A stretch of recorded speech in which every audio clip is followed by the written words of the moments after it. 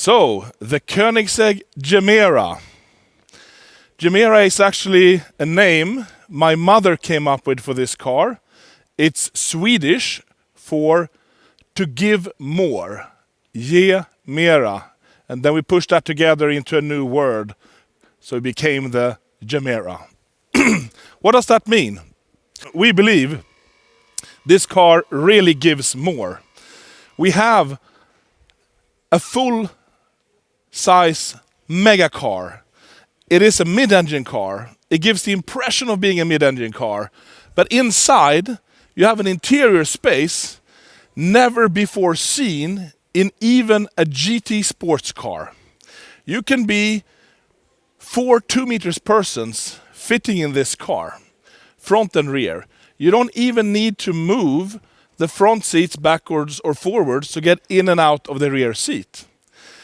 The Koenigsegg door system really comes into play here because you can park this car right next to another one, this close, and open the door fully. It's really practical.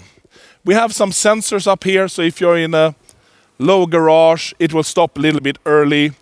But this is designed to fit in 95% of all garages in the world. But if you have a really low one, it will stop at an earlier angle. You also have sensors stopping the door going out if there would be an obstacle here.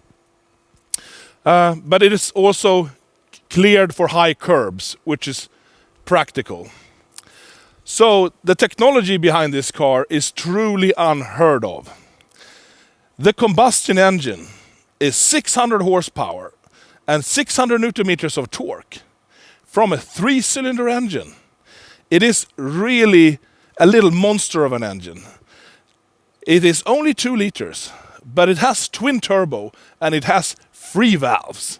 And it is designed to run on renewable fuels. It is capable of being CO2 neutral, the engine and the car.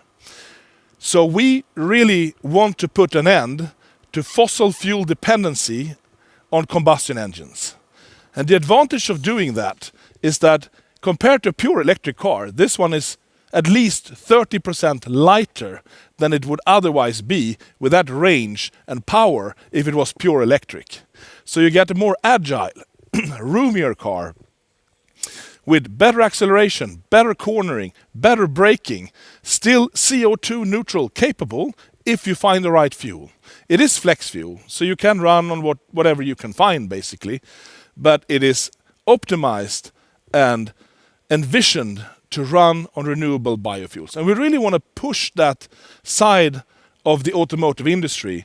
Electric cars are great, but there are not enough charging stations around, and it's difficult to produce cells quickly enough for worldwide implementation. So this is a parallel track where you get a lighter car, more performance, CO2 neutral, basically emission-free with all the particle filters and everything, and especially if you run on alcohols, it's extremely clean. And if you fill it up on renewable alcohol, and you can also plug it in and fill up electricity, you can be as CO2 neutral and as environmentally friendly as a pure electric car.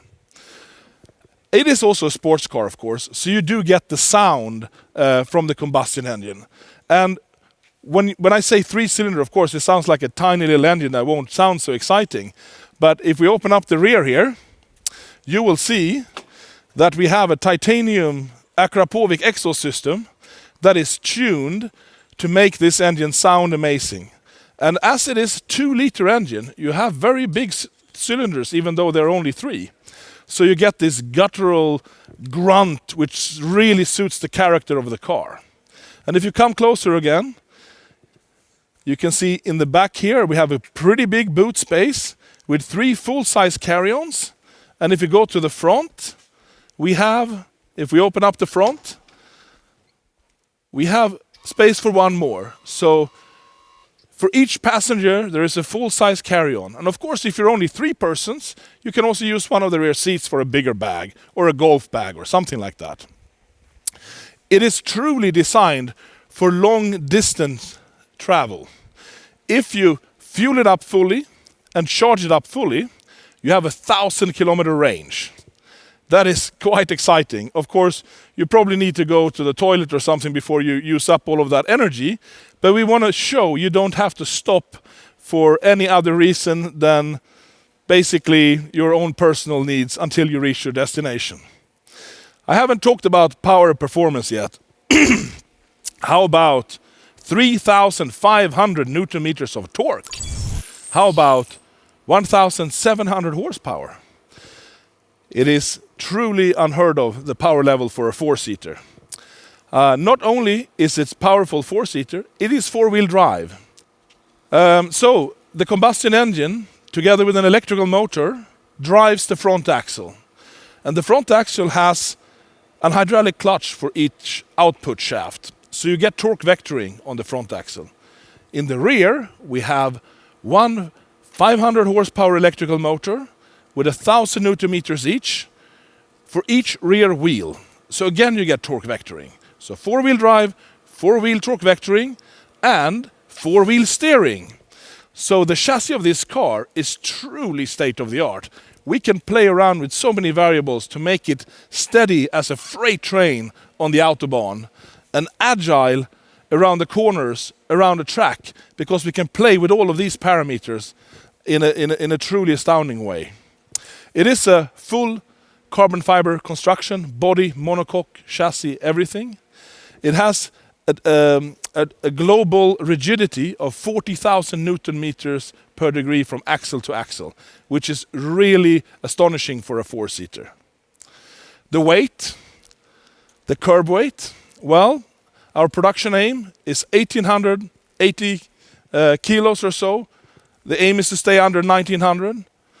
With this kind of fuel size, battery size, four-seater, full-size car, it is a really competitive weight. So please enjoy. Thank you so much.